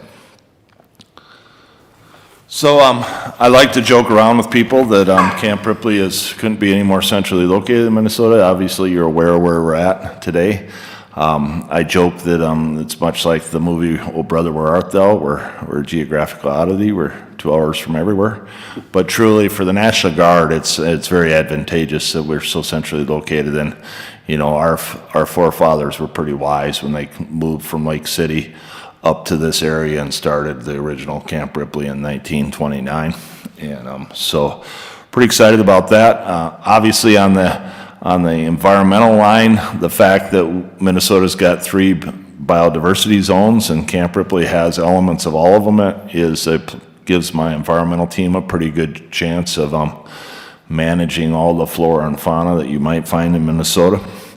18 miles, the longest stretch of the Mississippi River without any development, is always a fact we like to talk about as well. And then in the National Guard parlay, we're a level 2 training installation.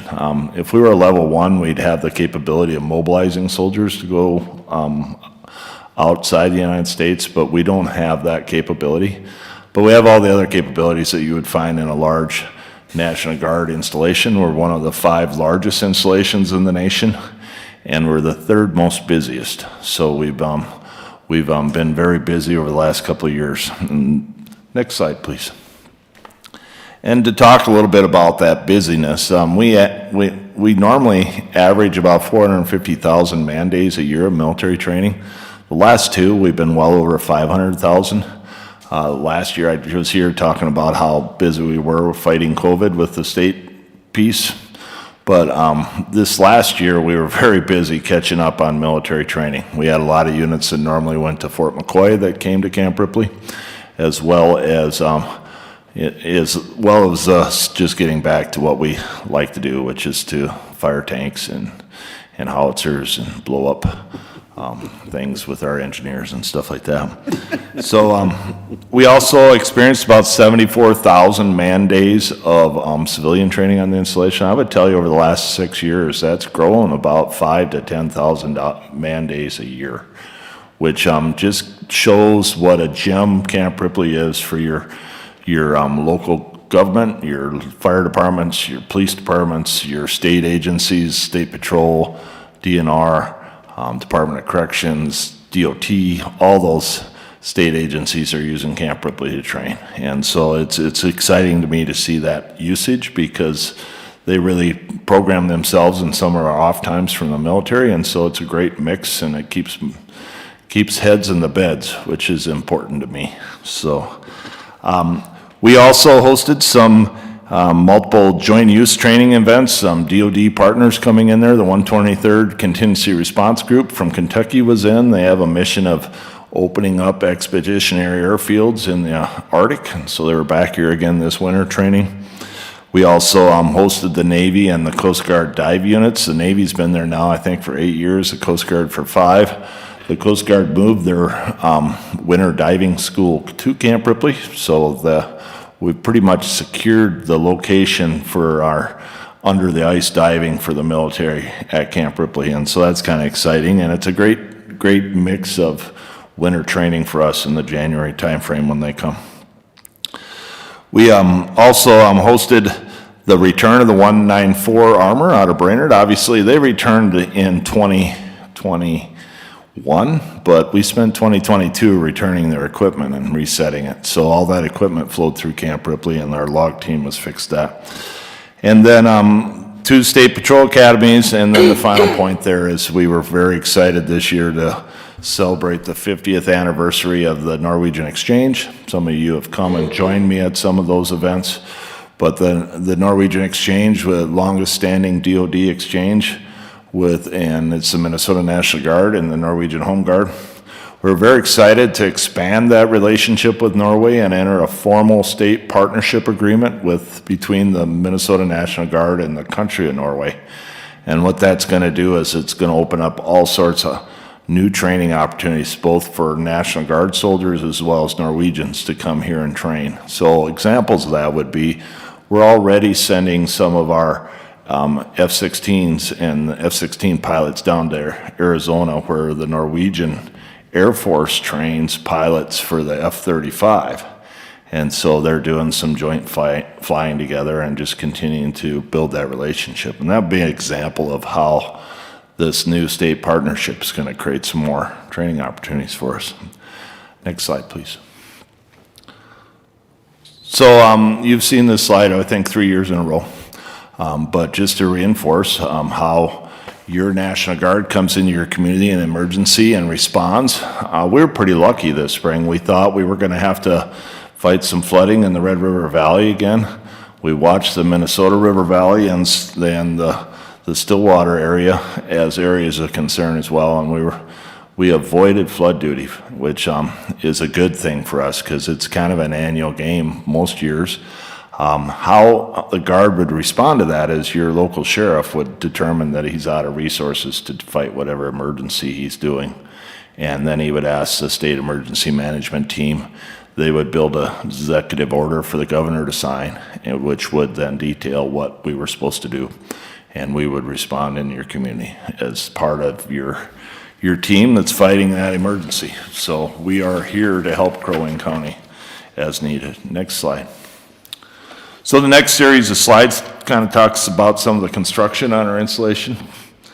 And what you see in the picture there are 6 brand new, machine sheds, which maybe not be terribly exciting, but for me as an ex-farmer, it's always good to see equipment get in and put in a shed where it's not getting snowed on. And these buildings were specifically built to house our Bradley fighting vehicles. So there's about 130 Bradley fighting vehicles stored in those 6 buildings, which is a good thing. We also completed renovating Nelson Hall. So Nelson Hall is our historic post headquarters. It was built in 1931. We occupied it as the post headquarters up into the late 80s when we moved into the new armory that we've been in since that period. I thought it important that we move the headquarters back into that building, so we renovated it. And it is a beautiful historic building, and it's very fitting and fits the post headquarters team very well. Some of the other things, just to highlight, we finished the water storm basin work that we did. We dug 3 very large stormwater basins on the east side of base, moved a lot of dirt off of base into different locations. And what that does, it allows me to collect a 2-inch rain off all my parking lots and streets and all that, and collect all that rainwater and have it leach back into the groundwater instead of dumping into the Mississippi. So not only keeps the water going to the Mississippi a little cleaner, but also gives me a chance to recharge the aquifers underneath Camp Ripley as well. And then finally, the Joint Emergency Response Training Center, we cut the ribbon on that. This last spring. That is a site that predominantly managed by the state fire marshal, full of apparatuses that his team has put there. Things like there's 4 rail cars that are in all different configurations of derailment. They're oil cars. They got the capability of having propane fires burning in them, and so now fire departments can come and learn how to put out the kind of fire they probably saw down at Raymond a couple months ago when the oil cars there derailed. There's also a tanker there for a tanker fire from a semi-tanker, and then all sorts of other different apparatuses like the LP or liquid propane, natural gas pipe heads and things like that. So the kind of things your fire departments would see in their community, then teaching them how to respond to it. So next slide. So this coming year, we've got some pretty cool things on the book that we're going to start some construction on. The top one there and here in July, we're going to let a bid to build 2 new rail spurs on our installation. So we'll have 2 half-mile long spurs running up our east side of our cantonment area, which is going to give us the capability of parking another 60-car train on base. And I'll be able to load 2 trains at once, which is important as we try to move our brigade out of the Camp Ripley, and all those tanks and Bradleys need to get out of the rail car to leave. And so that's pretty exciting. The second building there is a new battalion headquarters in Area 5. Area 5 is the first area that we've started renovation of to get rid of the tin huts and bring in modern buildings. I've been talking about that tin hut replacement for a couple of years. We've completed the tin hut replacement, and now we're replacing the headquarters buildings that support that area as well. We've also finished the planning for a new access control point on the installation that will replace the historic Camp Ripley gates as the main entrance. That project's going to go, and we're going to ask our congressional delegation to help us maybe find some money out of the DOD to support that. And that'll be pretty exciting going as well. Some other work we're doing, we're going to resurface our tactical airstrip. We've got a 3,000-foot dirt runway that our C-130s train on how to do expeditionary landings on. And obviously, no different than you, that needs a little gravel and a little more maintenance, and so it's time to fix that. We're also working on a water distribution project that will allow us to complete a complete loop of water lines around the perimeter of my cantonment area, and obviously give me the capability of flushing lines and having water flow without it getting stagnant in the end of lines. And then we're remodeling some other buildings with 11160, and I'm also working on a fiber loop that'll go around the perimeter of my training area. So that whole 18 miles by 8 miles by 18 miles back will have a fiber loop around the perimeter of Camp Ripley, which gives me some redundancy as that fiber feeds into some of my ranges in that and gives us the capability of doing all sorts of different computer-driven exercises in that downrange. Next slide, please. We're excited about where we're headed with the military museum. We've talked about that the last couple of years. A landowner donated 35 acres directly east of the Minnesota State Veterans Cemetery along the railroad tracks there, right off of Highway 371. In 2020, the museum was lucky enough to get a bonding push from the state legislature for $14 million. Unfortunately, as you're well aware, with inflation, they quickly found out they couldn't build the building that they hoped to build with that kind of money. And so they've been back at the legislature all winter and spring here, and they've secured almost another 18 to $20 million. And so they'll start construction and groundbreaking of that facility this summer yet. And so hopefully by the fall of 25, spring of 26, we'll have a new military museum out on 371, and it'll be a phenomenal facility, and it'll be open to the public, and it'll have a lot of really easy access right off of 371. So for the Brainerd Lakes area, the Morrison County area, we really see it potentially as I'm excited because we think we'll see the usage of our museum probably triple. And so for a while there, all those families going north of the cabin might have to stop and crawl around on some military vehicles for a while. So, next slide, please. So the next series of slides just kind of talk about our throughput and what to expect. And we do this so that I could elicit your help in talking to your community members and just, helping explain why sometimes their neighbors to the south are noisy or create some dust or have a lot of airplanes flying. And so in May, we're working through our officer candidate school. We're also, right now, we've got the 194 artillery out of Iowa up. I just met with their commander this morning. They're going to start firing. They got, I think, 12 howitzers up, and they've got about 150 rounds per howitzer to fire. So they're going to be making some noise over the next couple weeks for us. We also have some units coming in from North Dakota and Illinois as well for training there. You can see our throughput in May is about 100,000. So 100,000 for us is a busy month. And you'll see as we go through the slides here that we're really busy this summer. Next slide, please. So in June, we decrease a little bit, but not by much. We're about 90,000 man days in June. We're going to continue our officer candidate school and graduate some new lieutenants out of that. We've got some bridging units coming in from out of state that'll be bridging over the Mississippi River on our bridge site, as well as some engineers doing some demo. So we'll still be creating some noise there. And units from Iowa and North Dakota will be in town, as well as our Minnesota units. Next slide, please. July brings us probably on par of 94,000 man days in July. Some Minnesota National Guard field artillery units will be on the ground at that point, creating some new noise for us, as well as units from Wisconsin and Illinois. And then we'll start the first of our two 1 week youth camps at the end of July. So We host about 300 kids over that 2-week period, which is all military-connected youth, learning about what their parents do when they're wearing their uniform at Camp Ripley, as well as doing a lot of the normal activities you see in a youth camp. Next slide, please. In August, we kind of end the summer with that 90,000 man-day roll. We've got some tank firing occurring in August, and we have some engineer units that are not only going to do some horizontal construction for us, but they're going to do what they like to do, which is to do some demo on the demo ranges. And the State Patrol will start their second academy. We haven't talked much about them, but they've been consistently hosting 2 academies on Camp Ripley every year. And the first one will graduate here in a week. And then they'll start a second academy in August here. Next slide, please.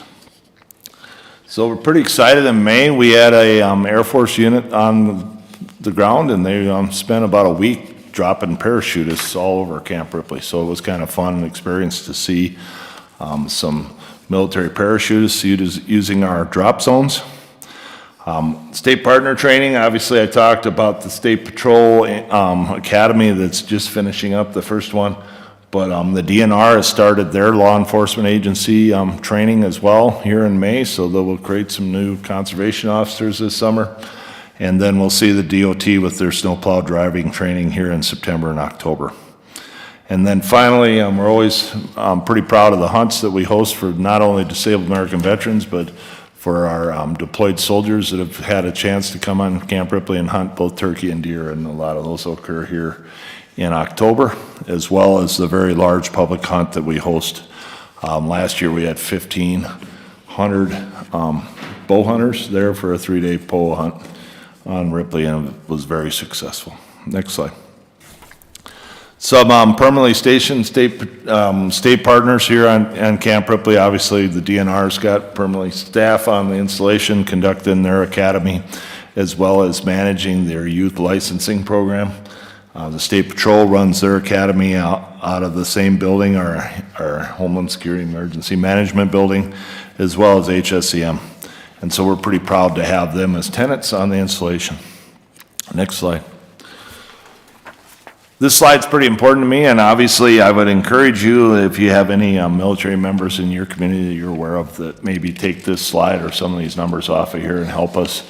These are obviously numbers that we give out to our soldiers that need help. The National Guard and the Army and the Department of Defense has spent a lot of money on care capability for our soldiers, trying to combat things like substance abuse and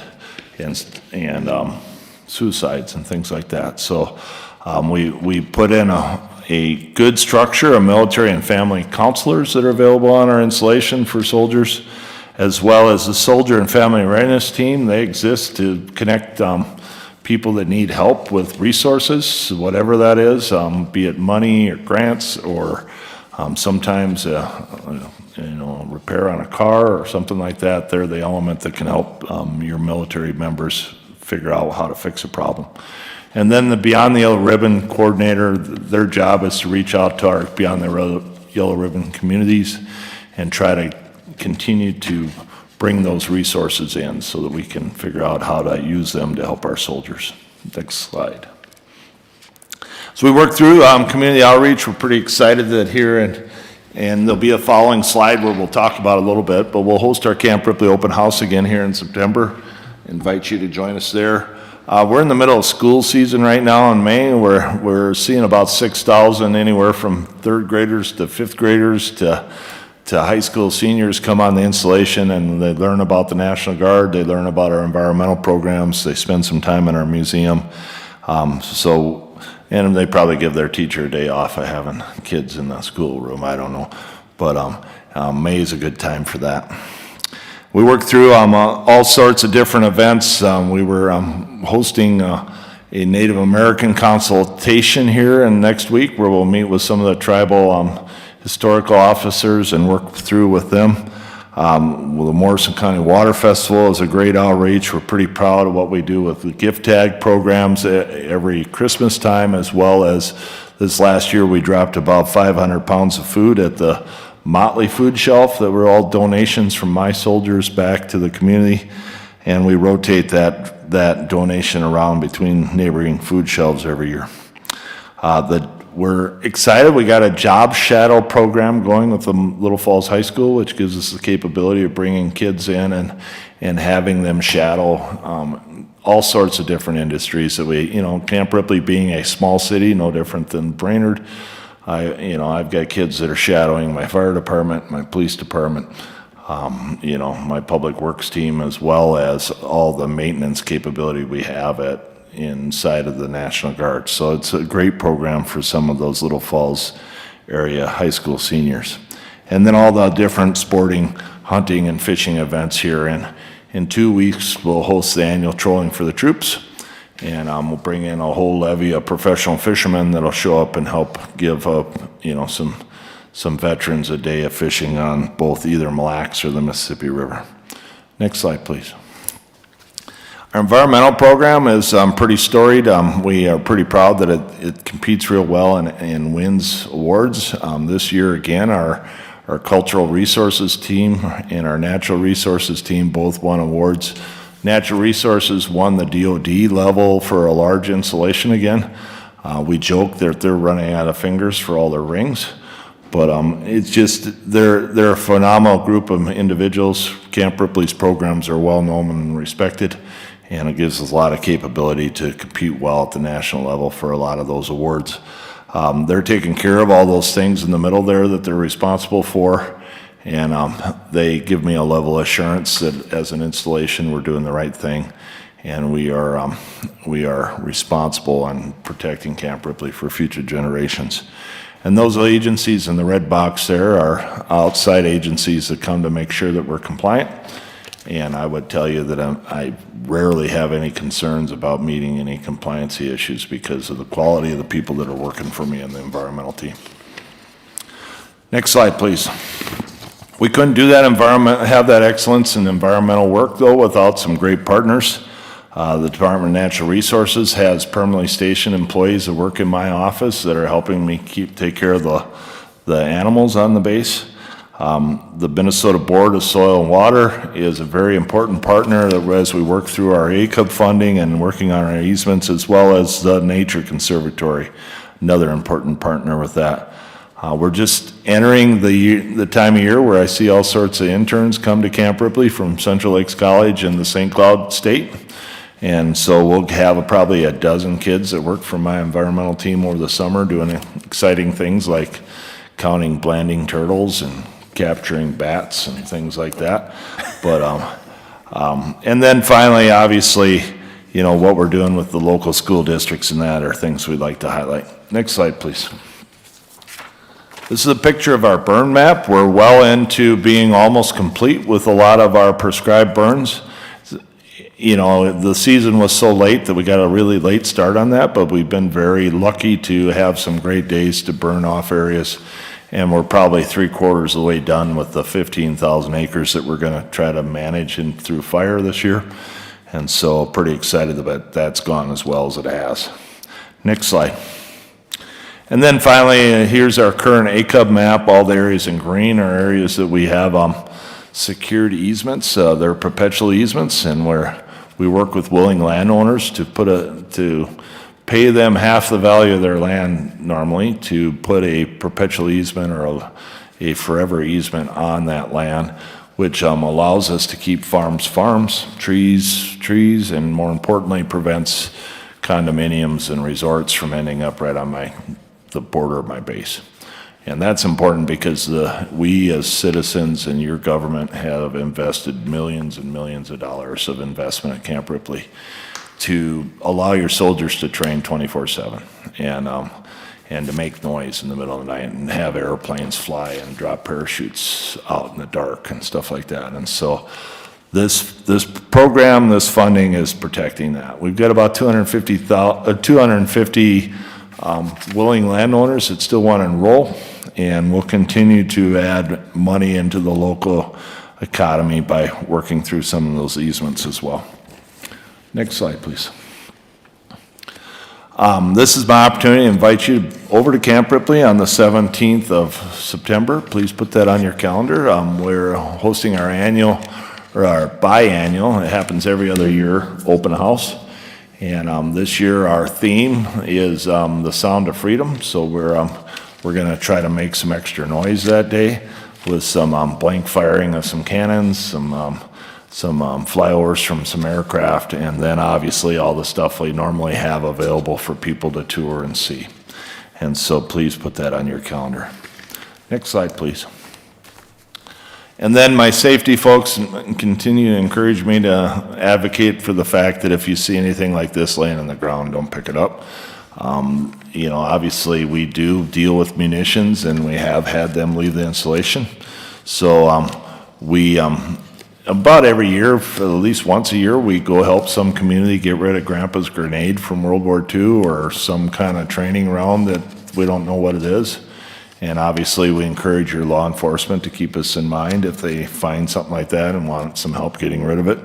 But obviously, it's not a funny manner, it's an important piece. And so we encourage people to reach out if they do find something that looks suspicious.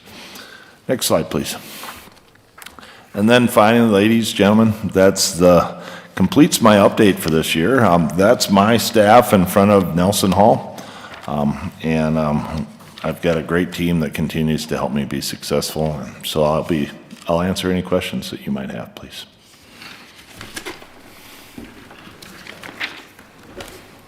I don't have any questions, but I just want to thank you for all you do and what your team does.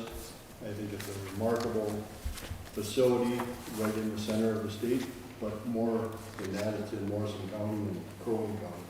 We appreciate that relationship, so thank you very much for all you do. Well, we value the sphere of influence. Obviously, it's important for me to come and build this relationship with you as a county board. You know, it pays off when we do have problems, and those relationships are important. And so that's why I'm here. And obviously, my phone number is open anytime. Did I, when I came in late, did you say this is your last? It is, yes, sir. I will be leaving Camp Ripley as a full-time employee here in June. So I just want to say thank you for your leadership over Yeah. the course of the years. I've watched you and what you've accomplished and how you've addressed the issues, and I think you've done a remarkable job. So thank you very much. Well, thank you for that. Yeah, appreciate it.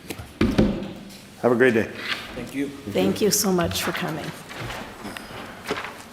Well, I failed to say, we're gonna leave behind some surveys, like every organization that can, communicate without having a survey on the back end, so Specialist Larson will leave a few here. If you do have somebody that might be interested in, filling one out, please have them fill it out. All right. All right, thank you so much. Madam Chair, that is all we have for today, unless you have something else. No, I have a meeting. I do too. Thank you. All right.